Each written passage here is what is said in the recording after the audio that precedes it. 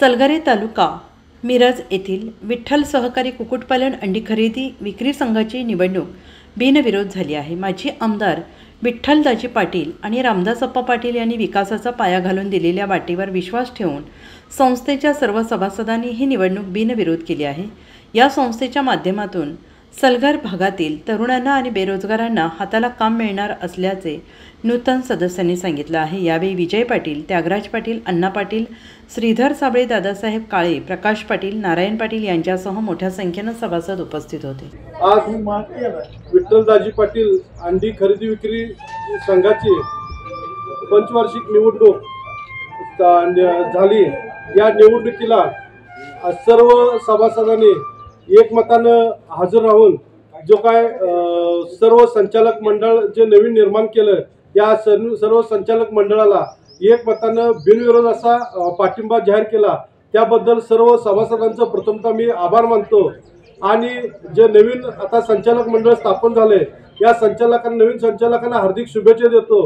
आणि ज्या सभासदांनी या सर्व सभासदांनी जो विश्वास दाखवला ज्या संस्थेला या अडचणीच्या काळामध्ये खरोखरच एक चांगल्या प्रकारचं नवीन आदर्श घडवण्याचं काम जे केलं, या इतर संस्था चालवतात या संस्था चालकांनी या सभासदांचा आदर्श घेऊन जे काय कोणताही अनुसूचित प्रकार न घडता किंवा इतर लोकांचे जे म्हणजे काय कुठल्याही प्रकारचं म्हणजे व्यत्यय न आणता किंवा येणाऱ्या संस्थेच्या भरभराटीचा काळ कसा निर्माण करता येईल किंवा अडचणीतल्या संस्थेला कसं आपण उदयास आणता येईल, आपल्या नावारूपाला आणता येईल, याच्यासाठी या सर्व सभासदांनी जो विश्वास दाखवला या विश्वासाला कुठे तडा जाणार नाही। आणि या संस्थेचं काम करत असताना येत्या भविष्य काळामध्ये एखाद्या आपल्या गावातील तरुणांना हाताला काम मिळेल असा भविष्य काळामध्ये तरुणांना उद्योग उभा करण्याचं काम या संस्थेच्या माध्यमातून आपण सर्वांच्या आशीर्वादानं आणि या परमेश्वराच्या चरणी प्रार्थना करतो, सिद्धेश्वर परमेश्वराच्या चरणी प्रार्थना करतो